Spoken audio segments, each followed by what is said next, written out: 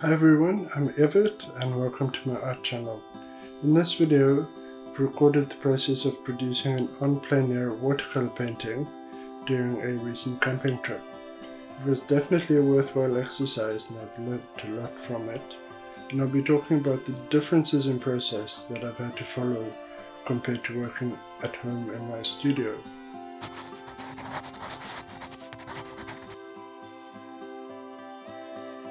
On plein air literally means outside, so this is me producing a landscape painting sitting outside our campsite. I'm a little bit embarrassed to admit that I haven't had a requirement to do this for many years since my student days, so this was an interesting experiment. For this reason, I decided to stay close to our campsite rather than hike to a beauty spot. And I'm glad I did, because I would have forgotten two of my most useful tools, which is absorbent paper to dry my brushes and a blank sheet of paper to test color and value.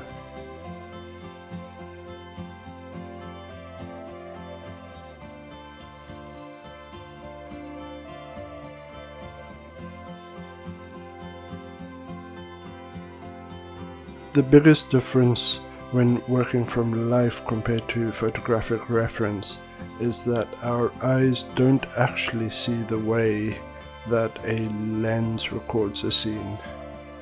With a lens, items within the focal range of that lens is in sharp focus and everything else gets blurred. Now we've learned from looking at photographs that this represents depth.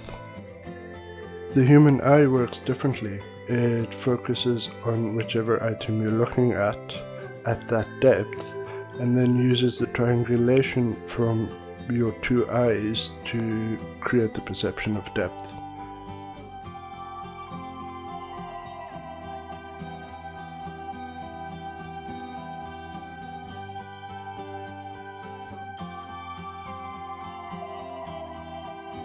To create the illusion of depth in this painting, I'm using low contrast colors and a wet on wet technique for the sky and mountains, which will knock it back compared to the crisper foreground I'm going to paint later. As you can see, I'm using the mountains to define the outline of the foreground trees.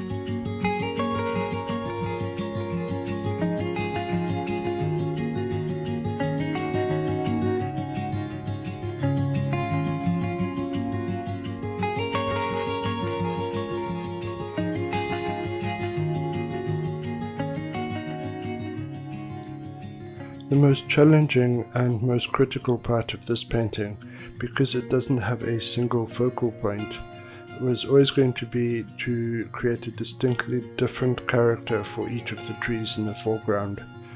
The tree on the left had quite a leafy appearance, with each individual leaf being quite prominent.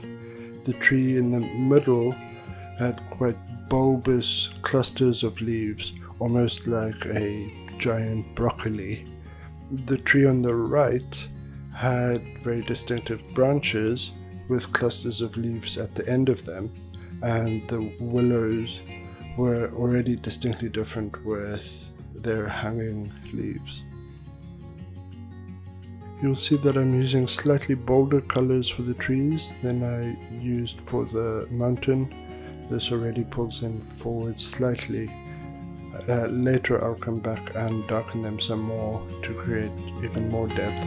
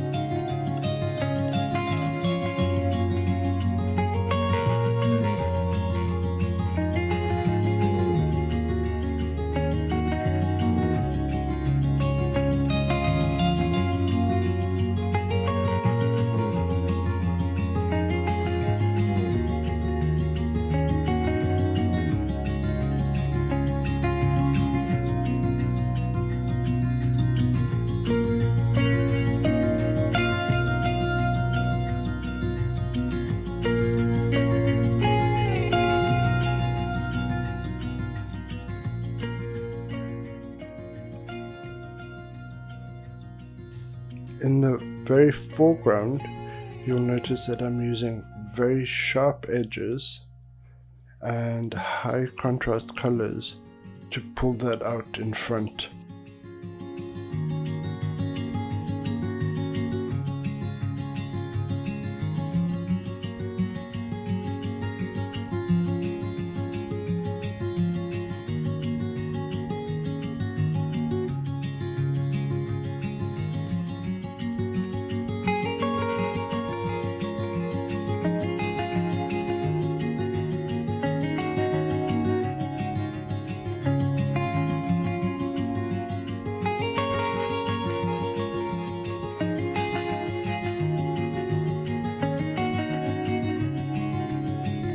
The finishing touches here are to add the surrounding area and go back to rework the trees and foreground a bit more to create more of an illusion of detail. You'll notice that the areas where I've spent more time, so the foliage and the trees in the foreground, immediately draw more attention from the viewer as well. And now that I'm making the trees darker, it's pushing the mountain further into the background.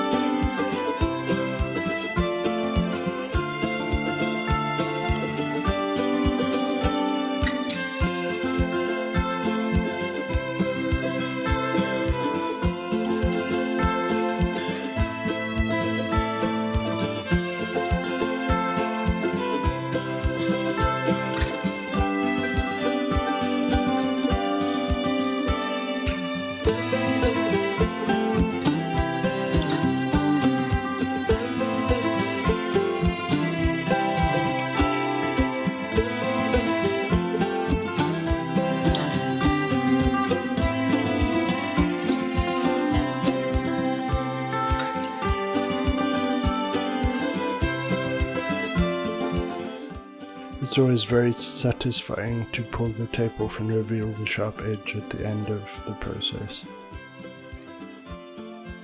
If you liked this artwork or enjoyed the video, found it useful, and would like to see more of my videos as they are published, please subscribe and hit the notification bell.